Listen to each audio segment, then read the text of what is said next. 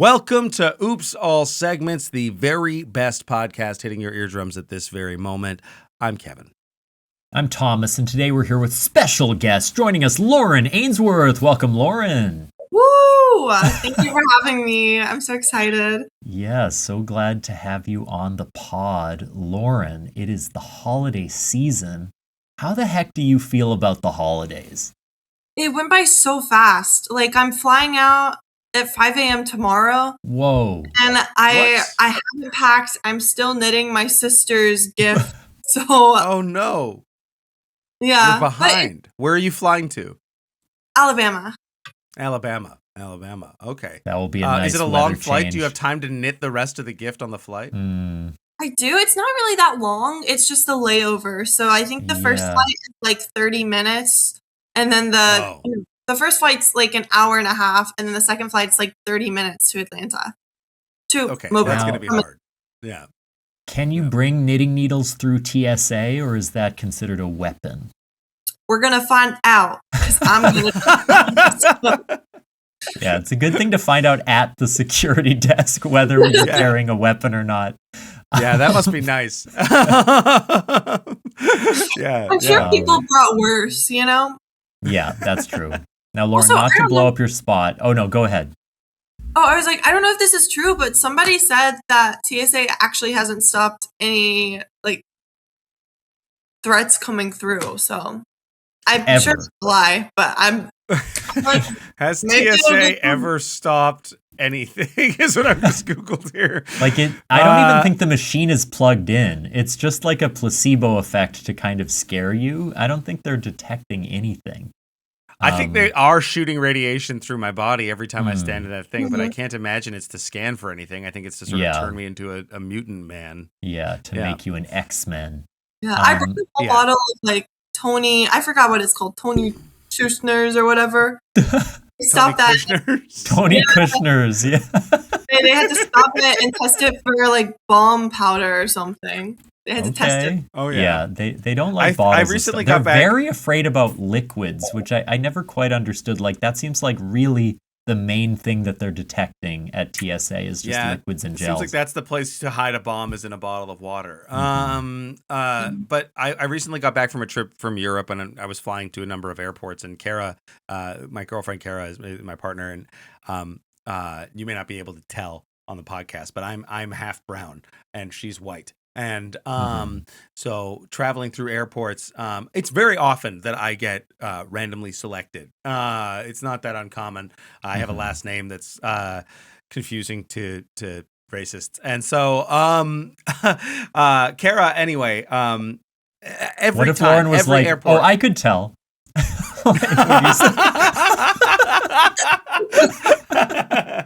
Sorry, go ahead. But I think that Kara. Anyway, they end up. You know when they put your bag through and they open it up and they like swab everything. Yeah. They ended up swabbing Kara's bag at every single fucking airport we went through. She had to be stopped. And the first one, it was because my aunt had given us flapjack, which is like a British. It's like an oat bar kind of thing. Okay. It's great. I love flapjack. It's like a pastry, but she'd wrapped it in foil, so it just was like this like metal misshapen lump of foil. So that I was like, I get it. That could be something. But every other time, it was a deck of playing cards. It was a loose deck of playing cards that Kara had in a Ziploc bag, and they were like, we swab these all the time. People always come through with playing cards, and I'm like, what? What is going on the playing cards that is are people putting like acid on cards? I think like, they might imagine you're running a 3-card Monty game kind of in the coach section of the airplane and scamming everyone out of their hard-earned money. Yeah. They had to make sure all 52 cards were different. That's what they were checking for, that there's not like 12 you got aces two of spades. Yeah, 2 queen of clubs here, bud. Now, I don't have a particular check-in for today, but I don't want to blow up your spot, Lauren, but you were just a little late today, and we checked the WhatsApp to see if you were available, and it did say last active at 3:15 a.m. And I was like, I'm pretty sure we're going to need to book someone else for today's. Genuinely, we started trying to find a replacement because of that. No. Because you said last read this, I was like, all right, we would have messaged someone else. No, I stayed up so late last night because we have me and my best friend in Alabama, we're working on a Dude Cave show, which is like our hometown sketch comedy, and we're putting on a show cool. in Alabama. So I'm trying to get some Nice. stuff done for it. And last night I put together an aerobic workout video that we filmed yesterday. Holy crap. So I was just staying up super late to edit. But okay. I thought you were doing aerobics at 3 a.m. and then came to do this show. I was like, not the vibe. Don't do that. Yeah, you could have canceled. It would have been fine. That's crazy. And now you have to get up at like 3 a.m. tomorrow to get on a plane. So you're going to be tired as hell. Yeah, I think I'm going to try to do an all-nighter because I still haven't packed. But and I have to go to work, and then I'm gonna get back late. Oh no! I really wish you had said no to the podcast and prioritized your own well-being. But I'm glad. But here we are. Yeah, this is good because it got me up. So now I'm ready. I'm gonna go get some Dunkin'. Okay, that's great. That is we have a history of getting guests on the show like freshly woken up because it's like the only time we have to record. Well, I feel like what we notice is it's often people's rock bottom. When they finally come on the show, they're at a point in their lives that is like a degree of desperation that you haven't seen before. And so that's when we find people. So it's good. Surprise, motherfucker. Kevin, did you have a check-in or should we get started here? I'll just say this. I don't know how much you folks watch. Like, are you? I know Thomas is a big movie buff. Are you a movie person, Lauren? Like, are you like a cinephile? I'm not really, but I like movies, but I don't really analyze them. No, that's absolutely fair. So this kind of works out. When I was a young man, I used to like this movie that was by Guy Ritchie called Snatch. Are you familiar with Snatch? It's like not the movie, British... but the other part of it. Jesus Christ! Don't say that. No, I'm just highly familiar with. You think I asked? Are we familiar with Snatch? Because I was wondering. I'm just answering honestly. But I am. We've been acquainted. No, Guy. It's a British gangster comedy from like I think like 2000 or the early 90s even. The 90s at some point, starting like Jason Statham. And, that's the one where Brad Pitt famously you can barely understand him. Brad Pitt plays the pikey, they call him, and Kara and I watched it recently. We watched it last night, and I used to think it was a really good, funny movie. It's kind of just meh. It's pretty bad. Like, I mean, it's not bad. It's just like pretty unremarkable in every sense of the term. And Guy Ritchie has the sensibility of a teenage boy, I think. So it's hard when you're a little older to fully connect with the Guy Ritchie verse. Yeah, you can kind of see the thread of because now he's doing Young Sherlock. Have you seen this? There's a Young Sherlock. I'm not kidding. It's happening. It's too close to Young Sheldon to have that name. Yeah, I know. They called it Young Sherlock. Like they could have called it anything else. My mom's obsessed with Young Sherlock. Oh, really? Oh, really? Yeah. Wait, what if they're like, hey, what school are you in, Young Sherlock? And he's like, elementary, my dear Watson. Oh, there we are. That's pretty good. Pretty good. I hate to say this. I really don't know you well enough to say this, but I bet your mother would love Snatch. I bet she would. She's such a... and we can just leave it at that. Yes, she loves Young Sherlock. She loves any Santa movie where Santa Claus is somewhat hot. Oh yeah. Most Santa Claus movies nowadays, like they always have him so buff and he's a little too hot. Zaddy Claus Santa, is a big thing. Snatch Santa is a great, and I do think, I recently was reminded that the Santa that we know, the kind of iconic red and white Santa image, is literally created by the Coca-Cola Corporation to sell products. Yeah. So in a way, maybe developing a new, hotter Santa could break from that branding construct and introduce kind of a brand neutral, a no-name Santa for the masses.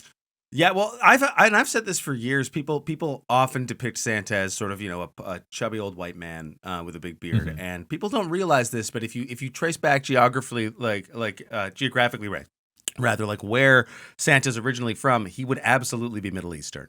And you're thinking of Jesus, I think. Oh, yeah. So you thought that the Bible was about Santa. That's crazy, because I thought Dasher and Dancer and Prancer and I thought Vixen that was sort of the Last one that Supper. Yeah, Vixen sort of betrayed him. Yeah, I thought Vixen was sort of why have you forsaken me, Mrs. Claus? I thought was what he said. You thought they attached him to the North Pole. Candy cane, candy cane cross. When you said that, why have you forsaken me? I was like, oh no, that's Julius Caesar. Et tu, Blitzen? Let's spin all right, the wheel here. You might not be get able to into hear a it segment over there, Thomas, but it's spinning. Okay, first segment. What's so funny? This is going to be about one of the hardest times you can remember laughing. We're going to think back to what was one of the hardest times you ever laughed in your dang life. Just couldn't stop. Your sides are splitting. Your knees are knocking. Your gut is busted. Oh boy, oh boy, oh boy. Oh boy, oh boy. I had one last night, actually. Last night? Yes. Last really? Night. Yes, because we were at an improv show at the Bug House, and it's so tiny. And during the improv show, people kept going to the bathroom, and you could hear everything in the toilet. And so I was just there with laughing every time I heard a toilet flush. Were you on stage hearing it, or were you in the audience? No, we just got off performing, and we were just like standing off to the side watching the next show, and we were right by the toilet. And I was like, how is this many people going to the bathroom during this one set? Yeah, just so full echoey. That's part of their format, actually. Plop noises, That would be a fun format. We only can edit when you hear noises from the bathroom. So, we have to stay in the scene until someone gets in there and uses it. It's like a bladder buster at a bar. Oh my God, that is horrendous. Good. That reminds me of when Luke was telling us that story about how he saw a show in Toronto where there was a woman who fully just threw up at her table all over the floor and no one did anything about it. And she was hurling for a good 15 minutes throughout an improv set. It was just at a table in the back of the room. Just an awful. There was a friend of hers who was just patting her back there. There was get her help, get her out of here. She's disrupting the performance. Yeah. I probably told this on the pod before, but I used to work at Drunk Shakespeare for a long time, and we had one show where people get really drunk, as you could imagine, at that show, and they're kind of encouraged to. And there was one show where someone threw up on someone else's back because our seats are quite close to each other. And so someone got sick, throws up on another patron. And then that patron, understandably really mad, leaves the show, wants a refund. And it sort of leads to a weird situation because the management there is not always the most generous. And they're like, well, how about we give you this? We'll give you a free ticket to come back another time. But to get puked for me, on if again. I've been thrown up on, I'm like, I will never come back here. This place I'm is sitting horrible. at the back row at least. Was it the actor that threw up on them? No. This was just a random audience member. Oh. We have. And it's not our fault.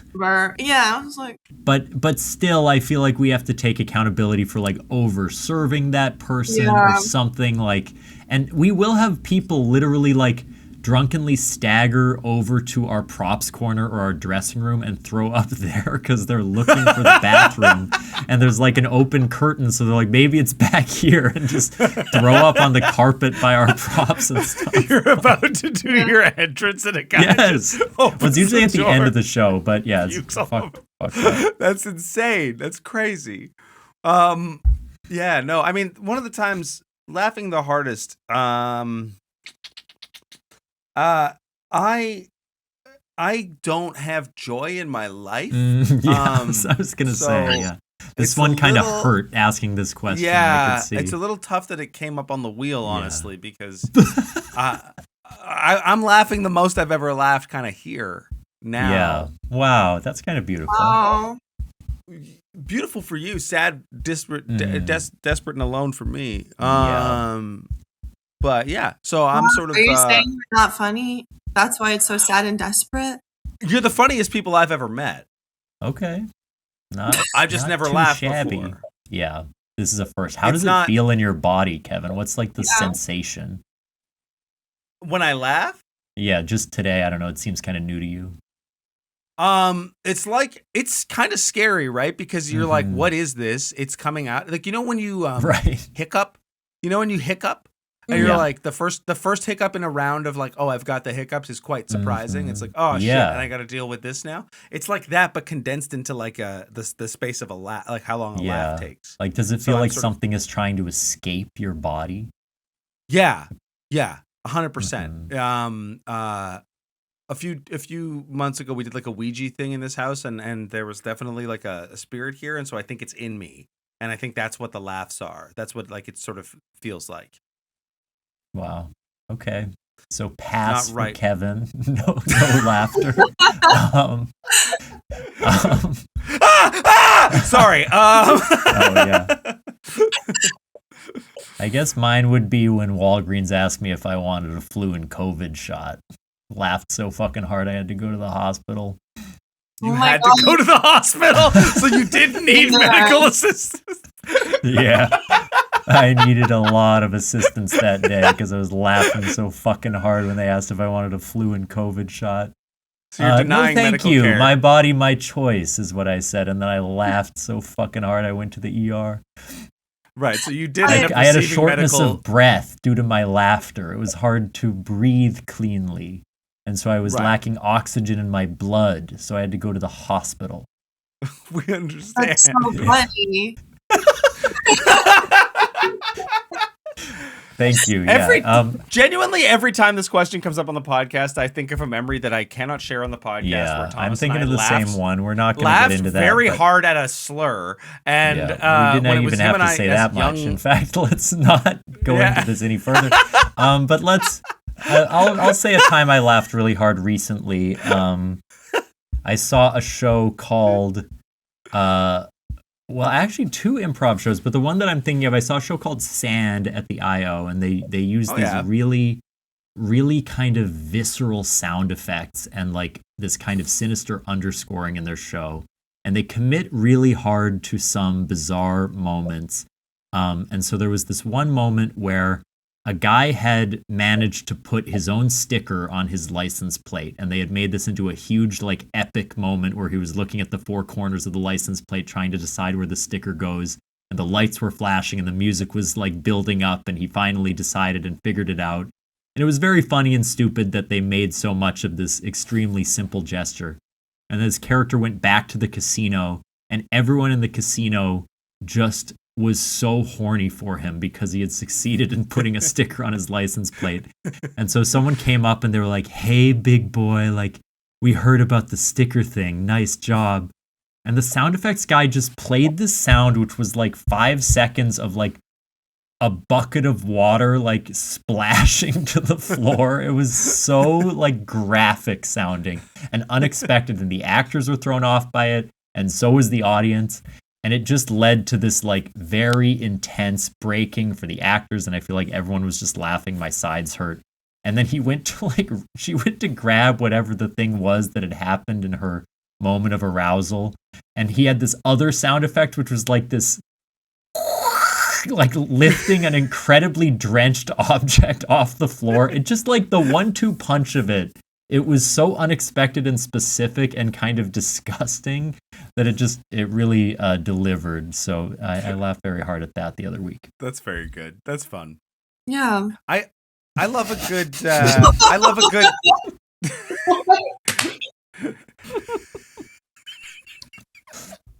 The tone of that, yeah, was so like almost pitying. Yeah. It was genuinely improv. You just shared a story about the time you laughed the hardest you've ever laughed in your life, and then just yeah, that sounds mildly funny. Yeah. I mean, look, summarizing improv, it's never gonna recapture the moment. I guess you should have said that somebody took a huge shit during it or something. And then I think if someone Lauren had been going pee-pee nearby, Lauren would be fucking dying right now.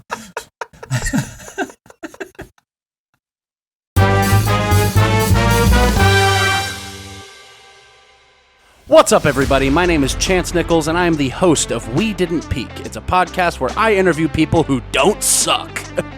I mean, they're people who are chasing their dreams, and we talk about their lives, where they've been, where they're going. And look, you don't have to be chasing your dreams to not suck. I know plenty of cool people who hate their lives, all right? Boy, this is less an advertisement, more an insult. Okay, well, listen to us wherever you get your podcasts, and follow us on Instagram at We Didn't Peak.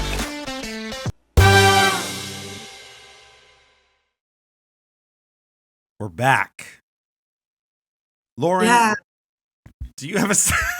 There it is again. Her iconic line. Do you have a segment That's called a callback. I do have a segment for y'all. Hey. Okay. I'm going to be quizzing y'all. It's called Are You Smarter Than a Fifth Grader? Ooh. Oh.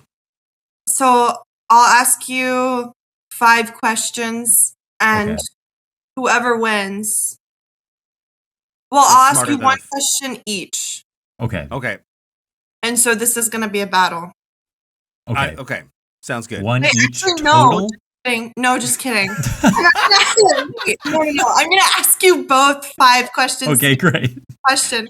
So it can be a head-to-head battle. There's going to be a winner and the loser. Okay. Ooh. Kevin and I love a contest of wits, so this is perfect. Okay, and just to be clear, these are all questions that 5th graders got correct. Yeah. All right. We'll start off easy. How many justices serve on the U.S. Supreme Court? Oh my God. Now 12. I might have a slight advantage here. As an American. Yeah. I'm going to say 12. Kevin thinks 12. I'm going to say 9. I think I'm wrong. You're correct, Thomas. I'm so sorry. Thank you. Oh, it worked. Did the sound work? Yes. Okay, good. Yeah, it did come back somehow. Nice job. Yeah.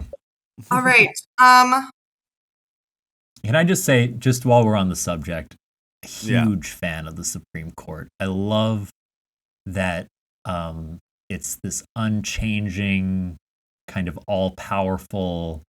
It really determines what human rights that we're able to keep access to. And once people are on there, there's seemingly no democratic input into changing the kind of makeup of the Supreme Court. It's really great that we have it. And I love everyone who serves on it. All 9 of them are friends of mine. In fact, I'm on cloud 9 thinking about them. So thank you for... I'm kind of hoping we can get some more streetwear courts out there. You know, I want like an obey court, and I want like...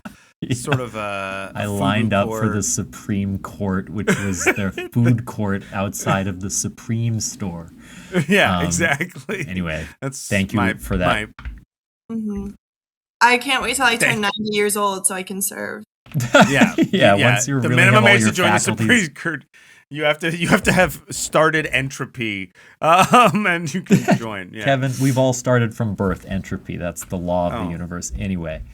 Go ahead, Lauren. No. Okay, cool. I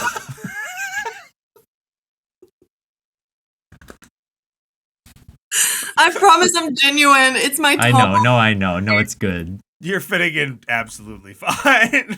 I'm getting bullied on this show. I can't escape the screen. Okay, Bern is the capital of what European country? Bern after Reading? Is that something? Reading's not a country, though. I know right? Reading's in the UK, but I just thought of the movie Burn After Reading, and I don't know this answer, but I'm going to guess. Kevin went first last time, so I will guess this time. Bern. It truly feels like a word in reference to a place I have never heard in my life. So this is a 100% random guess. All I need to do is think of a European country. Yeah, and that's not going to be hard for me to do. Right now, so I'm just getting ready to do that. While his brain I am going to calculates say a European country. this is the capital of Lithuania. Okay. I want to say Turkey because that would be funny, but it's not. I think it's Holland. The correct answer is actually Switzerland. Fuck. Mm. I knew it was going to be one of those motherfuckers. Yeah.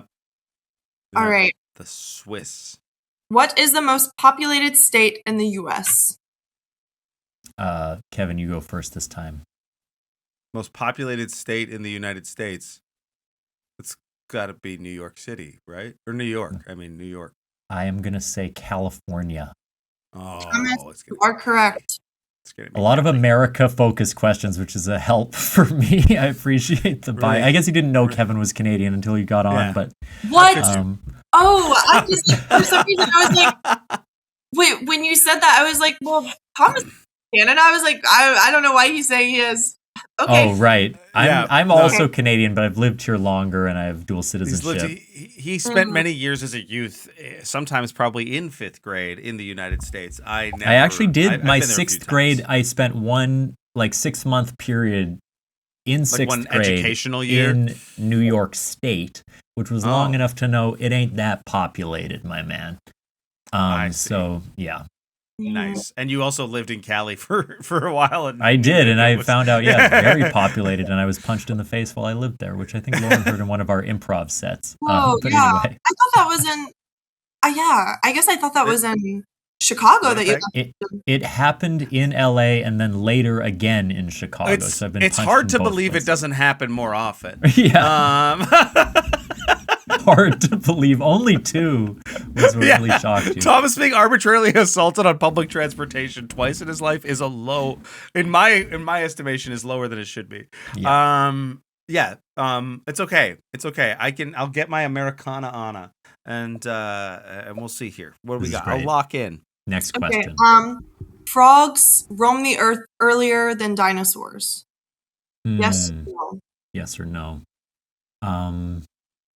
I should go first this time. Frogs before dinosaurs. I mean, when I think of the earliest creature crawling out of the primordial ooze, I do kind of imagine a frog that feels like the very first kind of creation moving from the sea to the land. So I'm going to say yes. Frogs precede dinosaurs. I'm going to say no for the sake of being a little different, and also that I think maybe tadpoles didn't make that move out of tadpole state, tadpole-like creatures. I don't mean actual tadpoles, which is baby frogs, but yeah. Mm-hmm. Yeah, I'm going to say no. Okay, no. Okay, cool. The answer was yes, but they weren't actually for real frogs, so technically both sort of right. We both get a What? What do you mean technically they weren't frogs? You said it was going to be a battle, and then you said, yeah, kinda. What were they? I don't know. I asked somebody. What do you mean you don't know? I asked somebody that question the other day at my job, because that's one of the questions at my job. And then one guy was like, that's actually not true. They were a different type of frog. And I'm like, well, they're a frog. And so I was like, maybe they're both right. It's still a fucking Did you frog. look it up? Wait. What do you mean that's one of the questions at my job? What does that mean? What is your job? I host games for people. Oh, okay. That makes sense. Okay. Yeah. We have one trivia game. Gotcha. Since you guys like the frog question, I'll ask you one more. No. Yeah. Do y'all want a frog? I'll ask you 2 questions. Let's do 2 more. Let's all right. This next one. The heaviest weighted frog was over 7 pounds. Or wait. Wait, no, it wasn't. These are. Are you smarter than a 5th grader? Maybe. Yeah. Sorry. Okay, this is a What if you baby changed your version. question to, is there a frog that's over Men in Black?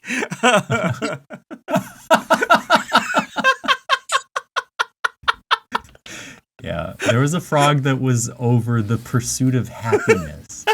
Another Will Smith movie. Kevin. Another Will Smith movie.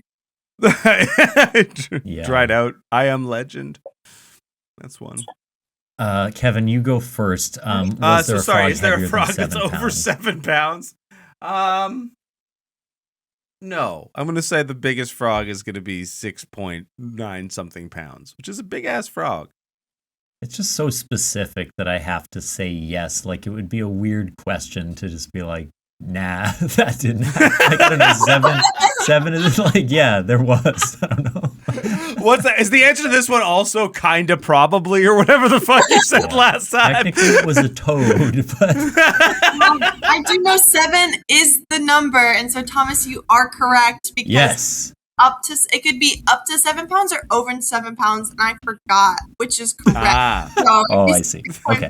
you're wrong. Yeah.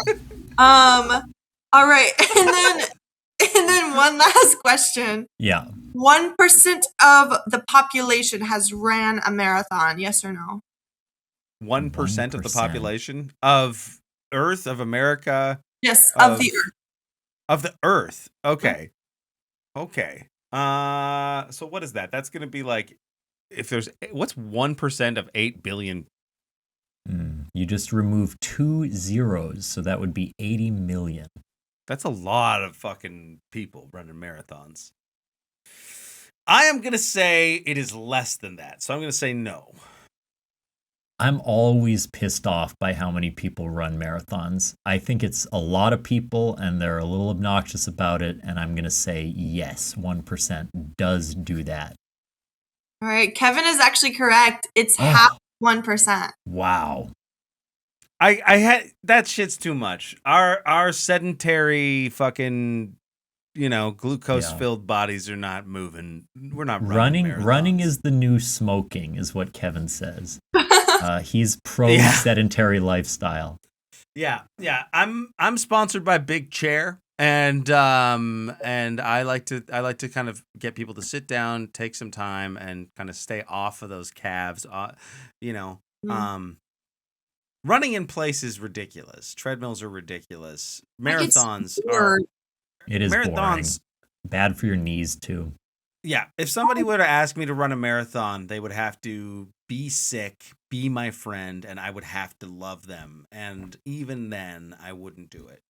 I think I think I might got bitten by the bug because I did the 5K hot chocolate run because I've never done a 5K before, but they were serving hot chocolate, so I was like, I gotta go, and it was actually what kind of fun. like? And then That's baiting. That's not fair. They offer a small reward.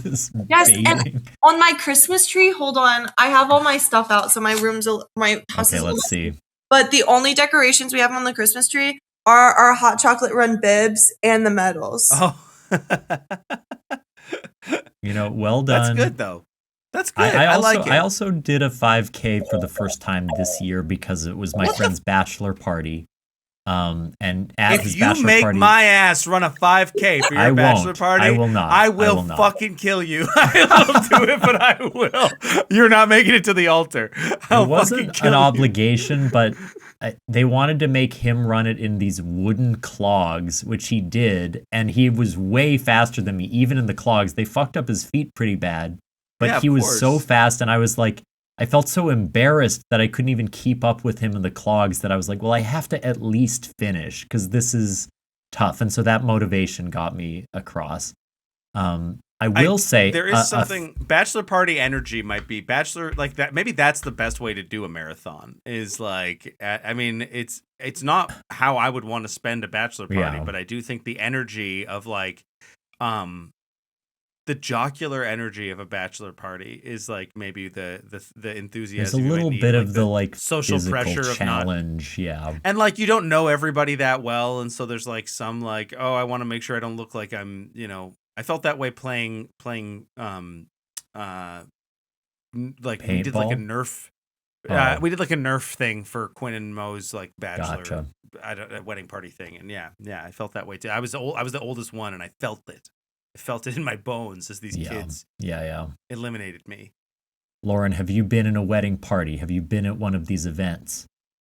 No, and I'm like, I've been to weddings, but I haven't been in the wedding party. I want it. Everybody's like, always the bridesmaids, never the bride. And I'm like, never gonna bridesmaid. I killed to be a bridesmaid. Yeah. I'm gonna sleep for my friends.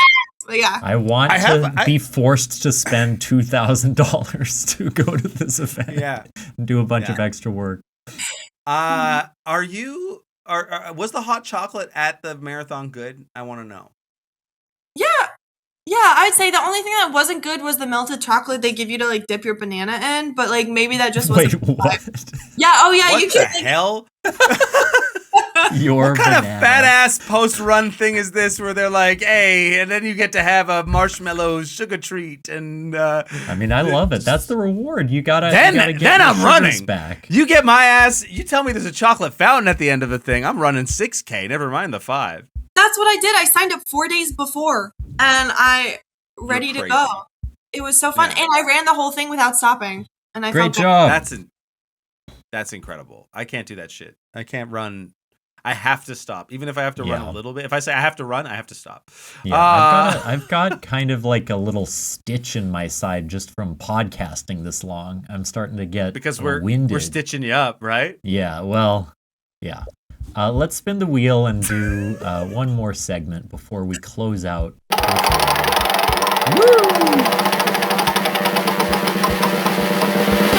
Oh, hold on. Just pause for a second because I think I hear that train coming by Lawrence. Sorry. Thank you for fading that so quickly. This segment I is remember called... that Lauren didn't have headphones, honestly. Oh, yeah. That's why I cut it off. It's not that bad. Only bad for me. This segment is called Kim's Convenience.